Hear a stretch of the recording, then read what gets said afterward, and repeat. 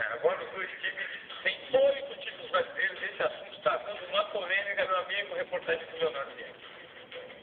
Também seu ano de Natal, bicicleta, videogame, boneca, bola, quem se comportou direitinho, ganha. Pelo menos seu time brasileiro. Caiu do céu um presente de Natal que muito torcedor pediu ao Papai Noel e não esperava mais receber esse ano. Ele chegou de surpresa. Mas não é por isso que quem ganhou vai deixar de usar. O Santista já estava feliz com o Paulista e Copa do Brasil. Campeão fez dever de casa e Papai Noel apareceu.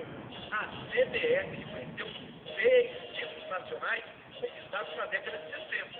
O Santos saltou de 2 para 8 títulos brasileiros. O São Paulo, que tinha 6, agora tem 6. São Paulo é a aquela camiseta São Paulo, 6, 3, 3, 6 brasileiros, 3 libertadores e 3 mundiais, já é. A tendência agora é a moda verão, Santos, 8, 2, 2, golzinha reforçada. A onda santista até passa. O que incomoda o São Paulino são as estrelinhas palmeirenses. Na moral, não tem explicação, velho. São times horríveis. O Santos melhorou agora, mas o Palmeiras é um time horrível. Conseguiu ficar atrás. São Paulo no brasileiro. Pois é, São Paulo. E aquela história de bom comportamento valeu pro rival Palmeiras. Não ganhou nada esse ano, mas ganhou. Estamos na frente? Não, passou pro Santos. De 4 foi para 8 títulos brasileiros. Aí sim o quê, rapaz? Não é surpresa pro palmeirense que sabia que o Sabiá sabia assobiar. Entendeu? Como sempre, eu sabia, só que ninguém sabia, né? Agora tudo sabe, tá reconhecido. Digo, Rogério? Ô, Cristiano, tá sentindo? Não, o maior time do Brasil é o Coringão.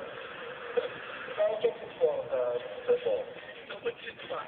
No ano centenário, o Corinthians se tornou o time paulista, entre os 4 grandes dentro dos títulos brasileiros. Tinha 4, ficou com 4, passou na minha frente.